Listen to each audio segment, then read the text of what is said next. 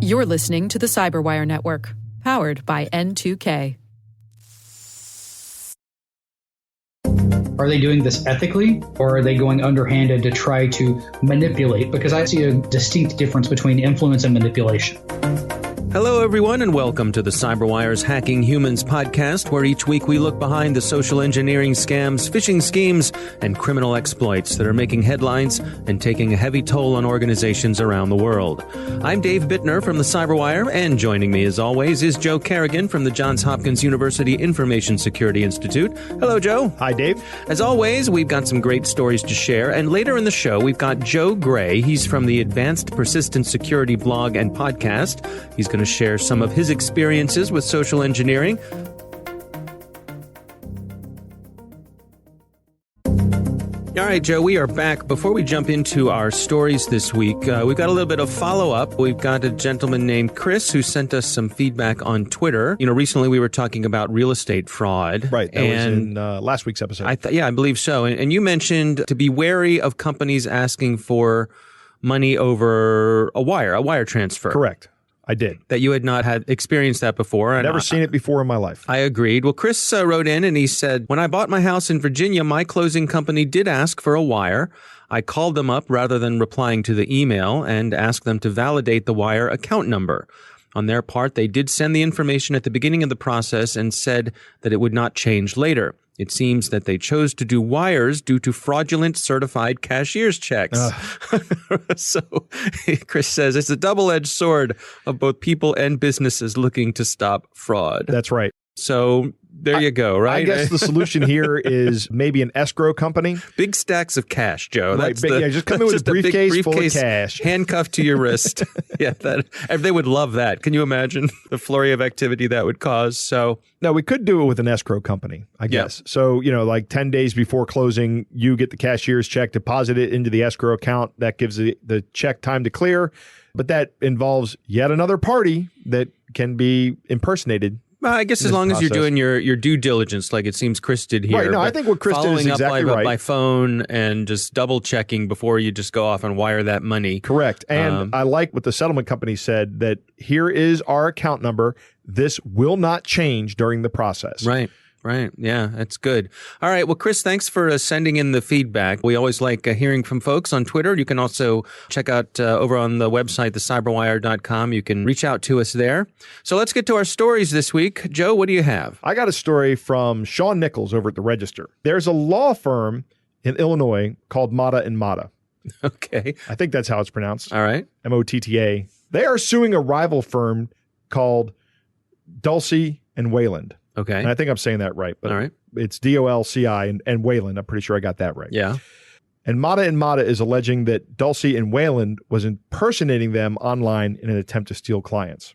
Motta says that Dulcie and Wayland had set up a website and a phone line designed to redirect Motta criminal and family law clients to the Dulcie firm. I'm just going to call them Dulcie and Motta from now on. Okay. Right. So Motta is the people making the allegations. Dulcie is the people. Okay.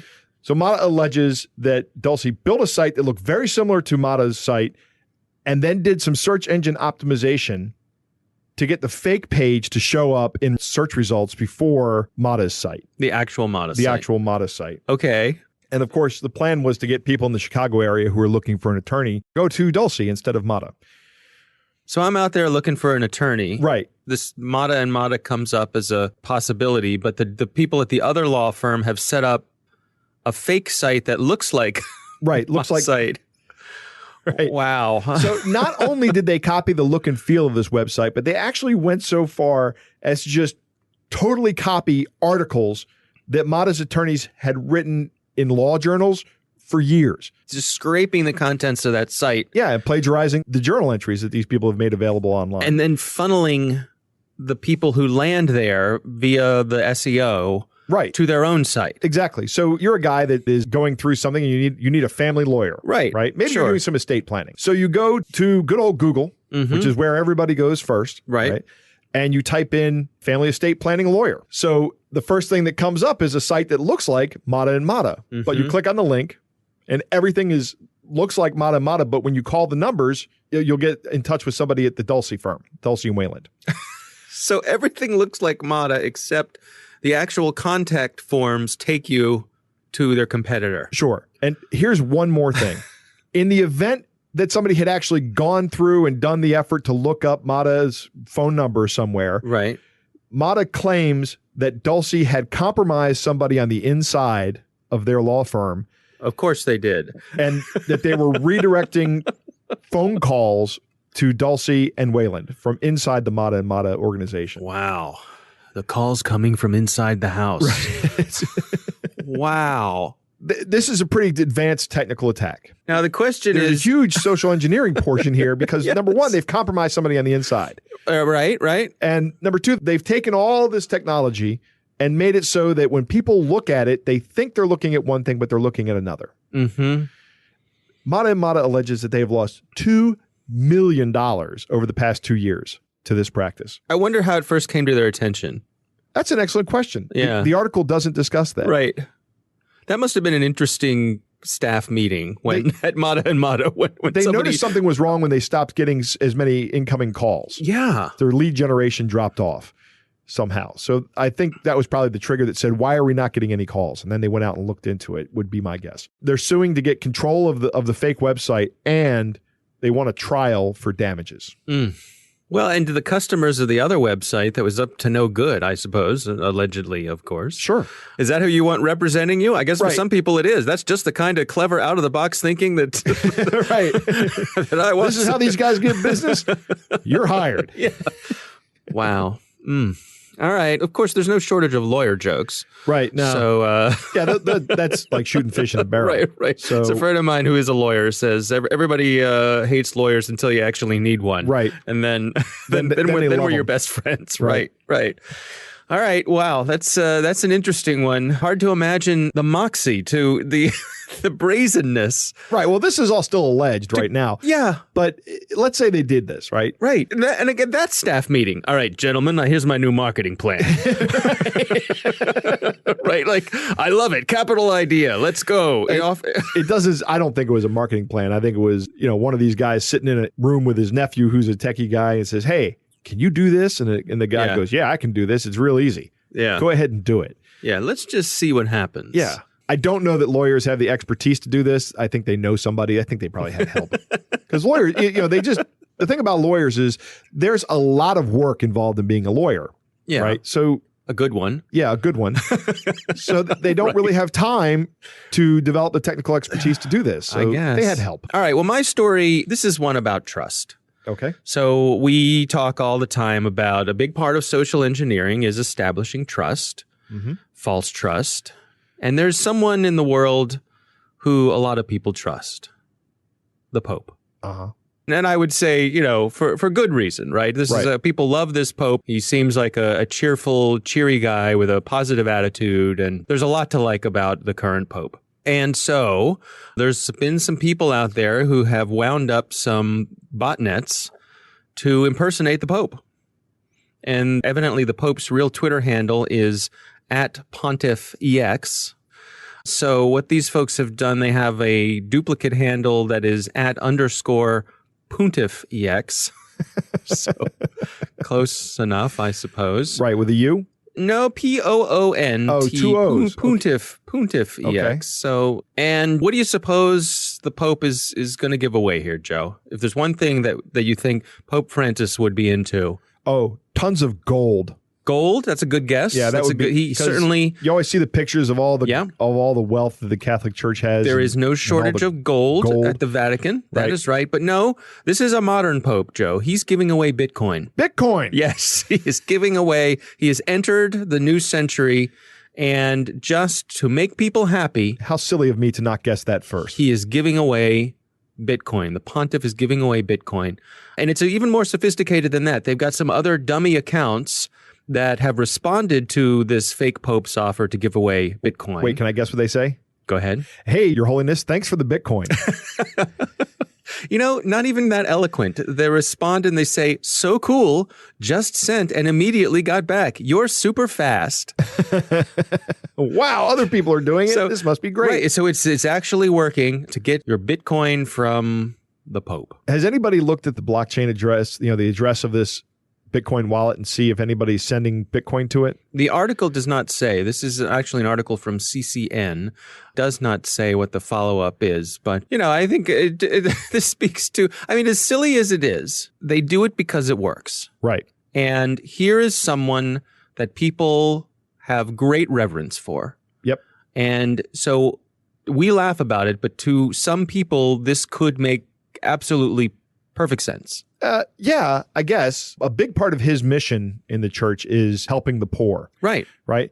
But he's got the resources. I don't know that he has the resources personally. I think he has access. He could go to one of those We Buy Your Gold stores and pull up with a wheelbarrow from the basement of the Vatican, right?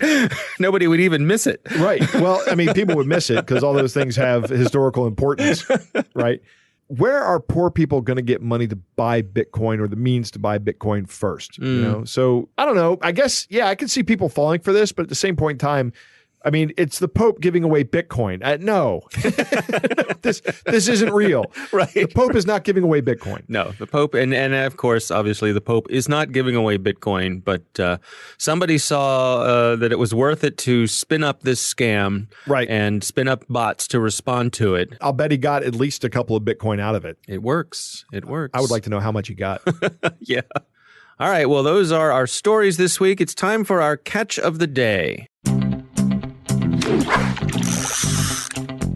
All right, Joe, we've got a special catch of the day this week. I have actually gone to the trouble of printing out this week's catch of the day because I didn't want you to be able to see the last part of it. That's I right. want it to be a surprise to you so that people can hear it as you experience it. This is a Facebook scam. I've got a Post-it note over top of the last line. Right. So, you get friend requests on Facebook, and sometimes you get a friend request from someone who's impersonating another person. Correct. Right. So a friend of mine whose name is Jamie, this was sent to him on Facebook Messenger from someone that he thought he knew. Right. So a friend, someone he has agreed to be friends with on Facebook. So, and this looks like that someone. They have the person's picture. Right. We're just going to call this person Anne. Anne. All right. Just use the first name.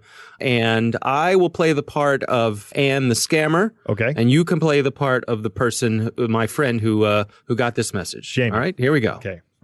Hello. How are you doing? Beautiful as always. And you? I'm doing good and happy with my life now. Have you heard or been told about the good news yet? ... Question mark. Have you heard about the program made by Health and Human Service, HHS, for helping people, especially hearing, deaf, disabled, young, old, poor, and retire workers? No. ...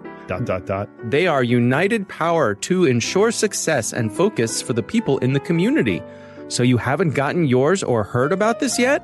I have no idea what you speak of. The promotion was made by the United States of America government and Health and Human Service, and I get $150,000 from them. Did you get yours from them? Ah, this is a scam. I get it. I'm very serious about this and not pulling your legs. I really got this money, and it is real and legit. I wonder why you haven't gotten yours yet. And now I'm going to remove the Post-it note to read the last reply. The real Anne knows English grammar and can spell. Also, she's a judge now you're impersonating. So this goes well beyond straight-up wire fraud you're trying to commit. I'm guessing this will get you consecutive life sentences. ... And at that point, the scammer blocked the conversation. Unbeknownst to the scammer was imitating a sitting judge. Right. Yeah, not it's funny. We talk about scammers doing their homework to do a successful impersonation of someone in a spearfishing campaign or whatever. No, this person did not do that. I'm not pulling your legs. Yeah, I like the promotion was made by the United States of America government. That's right. Yeah. Instead of just U.S. government. Yeah. I like the name of whatever organization she calls it within Health and Human Services. It says they are united power to ensure success and focus for the people in the community. Right. Is that a name of an organization or is that more broken English? I don't know. That's the worst organization name ever. Yeah. It doesn't even have a clever acronym. No. All right. So that's our catch of the day for this week. Look out for these Facebook scams. They're out there. People trying to impersonate your friends. Right. All right, so coming up next, we've got my interview with Joe Gray. He's from Advanced Persistent Security. He's going to share some of his experiences with social engineering. And we are back. Joe, recently I spoke with another Joe Gray. He's from the Advanced Persistent Security blog and podcast. Interesting. He was also the inaugural winner of the DerbyCon Social Engineering Capture the Flag. And he was awarded a DerbyCon Black Badge. Mm-hmm. So here's my conversation with Joe Gray. As a teenager, I loved prank calling. And, I'm going to spell vishing out very easily. For those of the listeners who aren't aware, vishing is voice phishing, meaning it's just like a phishing email, but it's going to come via your phone. It's basically a glorified prank call. You basically get into a character and you call your target. You'll have things defined in advance. If you're doing this ethically, at least, if you're doing it out of a malicious motive, then you'll probably still have your objectives, but you won't have it scoped and it won't be customer approved like it would be if you were doing it in terms of a business sense. So you basically call them, you stick to the script. You'll build a pretext, which basically is a ruse. That's your character. One that I commonly like to use is I'm operating on behalf of someone. Usually I try to find out who their head of information security is, who their CIO is. I've dealt with some quasi-government, and basically, to stay as vague as possible, said I was operating under the authority of the leader of that organization or city or state or what have you, just to stay vague. And that took into account that specific phrase, I am operating under the authority of person. That is using one of the 6 principles of persuasion that Dr. Robert Cialdini defined in his book, Influence, The Psychology of Persuasion. Well, let's explore that a little bit. You were self-aware that you had the gift of the gab, but how does that differ from persuasion, of actually being able to influence people to channel them in the directions you want them to go? It really just depends on how you structure it. For example, if I'm hanging out with a few of my friends and I want to eat at, say, Taco Bell, and I know that they're bigger fans of Burger King, just throwing out answers, I might say something to either discredit Burger King, or I might say something to amplify Taco Bell, such as a promotion, or I might say something about the sensory that one deals with when they're around a really tasty taco, how it smells, how it may sound, to get in their mind and really say, you know what? I want one of these. We see that concept very frequently in used car salespeople and big box retailers. Anytime that commission is involved, you see those 6 principles used very heavily, and sometimes not necessarily ethically, specifically taking a look at the car salesman. Yeah. And then out of car salesmen, you typically hear things like, a lot of men your age prefer the handling of this model of Volkswagen as opposed to this. Or a lot of men your age really like this 2-seater BMW Z4 Roadster. Okay, that's implementing social proof. When we think about this a little bit further, I would say that most people are hard-pressed to find a salesperson that didn't at least attempt to be likable. A lot of salespeople truthfully aren't, but they at least attempt to be likable, especially if they think you're going to buy something. Right. So same thing with the used car salesman. They're going to play to whatever they can try to read out of you. And then from there's your likability. Then also within that, if you've purchased a car from the person or that dealership before, they may try commitment and consistency, saying that we consistently do right by our customers. We've never steered you wrong with your car purchases, something to that effect. And then reciprocity. Hey, if you'll pay an extra $200 for this car, I'll take you out to dinner or something like that. Reciprocity. And that basically covers the 6 principles of persuasion. Now, when you're out and about, like you said, buying a car or buying a new computer or really any of those interactions, I mean, do you find yourself just quietly sort of keeping tally in your mind of as people are either deliberately or inadvertently using these techniques to try to persuade you? I totally judge them. I totally do. I look at it from the perspective of, are they doing this ethically? Are they just trying to hit the high notes and do what they're supposed to do? Or are they going underhanded to try to manipulate? Because I see a distinct difference between influence and manipulation. Manipulation being a little bit more on the malicious side, influence being more of the idea of, I'm going to give you this information and have you form the opinion of your own cognition, where manipulation that's going to be more of, I'm going to give you covert type things to push you to go this direction. It's a very small, nuanced difference between the two. But in terms of manipulation, that it is to the influence world what black hat hacking is to the rest of InfoSec as opposed to white hat. So I totally judge them in terms of how do they do it? Do they present me the marketing points, the high points? Do they try to pre-brief me on something like, man, can you imagine how those heated seats are going to feel when it gets cold outside? Right. If it's cold outside, that's really going to work. If it's hot outside, it's probably not. And I wouldn't fault them for saying that whenever it's hot. I would fault them for saying something like, a guy just came in and he went to the bank to get financing. If you can get it before him, it's yours. Because let's be real, who goes to a car dealership and then leaves to go to the bank to get financing anymore? You either show up with it or you get it at the dealership in this day and age. Yeah, I mean, it strikes me, like you said, it's that subtle difference between trying to put something in its best light versus, I guess, deception. You can put lipstick on a pig and I can see it for what it is or fall for it or whatever and not be too upset about it. If you try to sell me a pig wearing lipstick as, say, a bulldog for the price of a bulldog, I'm going to have some problems. Right, right. So, with the experience you have, the deep knowledge you have on the topic, I mean, what is your advice to people out and about day to day to protect themselves from this? How can they have their guard up without, becoming too paranoid, without going too far? Be cognizant of what people are asking for. So recently, I was at Social Engineer Rhode Island, which is now known as Layer 8 Conference. It's a conference solely dedicated to social engineering. And the night before the conference and the night of the conference, all the speakers and some of the attendees went out and about in downtown Newport for the speakers dinner and the networking reception. So obviously, when you get a group of 30 some odd social engineers, basically the speakers, and about another 100 social engineers or social engineering enthusiasts in the same area, obviously some people are going to try to do things to beat their chests, so to speak. Right. It's just like when you get a bunch of hackers together and to capture the flag. Somebody's going to try to beat their chest. We were basically kind of running our own capture the flag types of things. And we just set up a simple flag like, what was a mother's maiden name? And obviously, mother's maiden name is a password reset question, just as what is your high school mascot? What is the street you grew up on? What was your first pet's name? Those are all reset questions. So basically, we would come up with something like that, and then we would direct whoever it is trying to capture this flag into a group of people or a person to find out. So when it came my turn, I was walking about right next to a pier, and there was a couple there, and they were trying to take a picture with a sailboat in the background.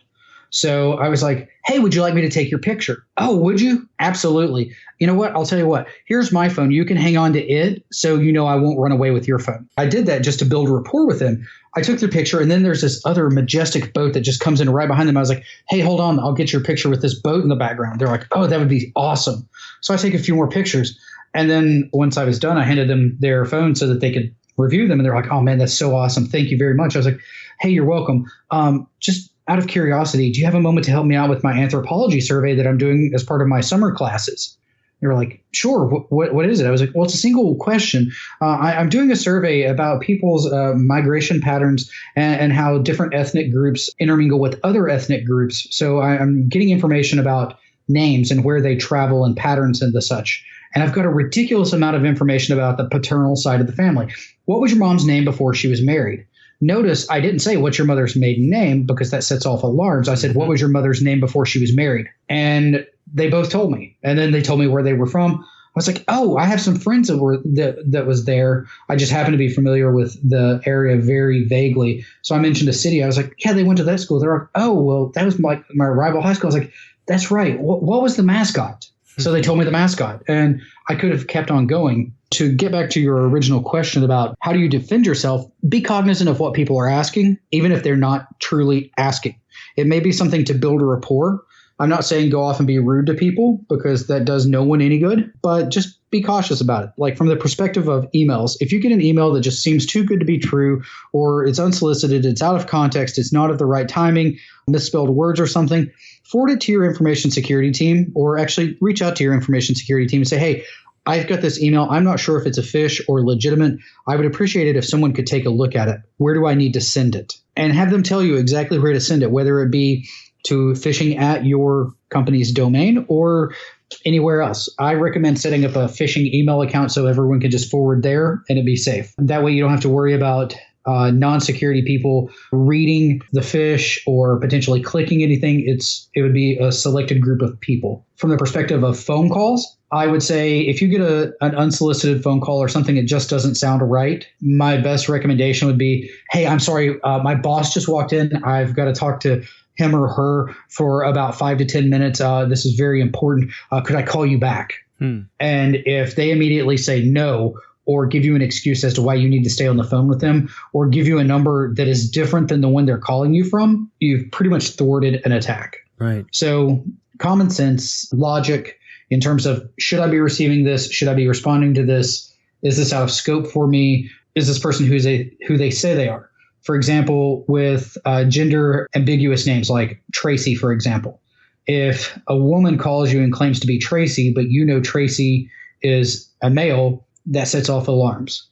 So it's just something to keep in mind. Yeah. For example, whenever I do phishing attacks, I tend to try to scope out the organization and look for help desk phone numbers, joint phone lines, meaning it would be a hotline. Like, for example, when I was competing at the DerbyCon Social Engineering Capture the Flag last year, I found my target company's Office 365 email migration issue hotline number.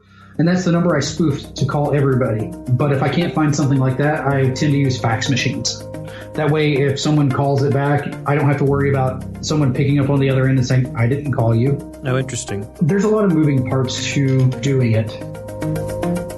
So, Joe, what do you think about what Mr. Gray had to say there? I like a lot of things that Mr. Gray had to say. The first point that stands out, and obviously, is I'm operating under the authority of, right? I don't know. That's got to be a very powerful thing. You know, somebody calls me and says I'm operating under the authority of President Daniels at Johns Hopkins University. Right. They're going to immediately have my attention. Yeah, the boss. Exactly. Or if they're calling from the office of someone I know, like say the CISO, they're going to immediately have my attention. I really like his trick for when he's spoofing phone numbers inside of a company to spoof a fax machine if he doesn't have a particular number, because when somebody calls it back, they don't get someone answering to blow his cover. Right. But still might not add up, but it's not going to immediately be destructive to his task. Right. It's not a negative. He spent a lot of time talking about car dealerships. I hate car dealerships, Dave. But I really get disgusted when I detect that someone is trying to manipulate me. Yeah. And it just gets my hackles absolutely. up. I'm in the early stages of car shopping, and it's just miserable because you get excited about, the possibility of a new car. Right. But then you're struck with the reality that you're going to have to go through this process. Yeah. Just no fun. And it's always the same, particularly if you're buying a new car. It's always the run around and, wait here while I go talk to my manager. Yep. There's no manager. Right. All right. Well, thanks to Joe Gray. His blog is Advanced Persistent Security. He also has a podcast there. We appreciate him taking the time for us. Thanks to the Johns Hopkins University Information Security Institute for their participation. You can learn more about them at isi.jhu.edu. The Hacking Humans podcast is proudly produced in Maryland at the startup studios of Data Tribe, where they're co-building the next generation of cybersecurity teams and technology. Our coordinating producer is Jennifer Iben. Our editor is John Petrick. Technical editor is Chris Russell. Executive editor is Peter Kilpie. I'm Dave Bittner. And I'm Joe Kerrigan. Thanks for listening.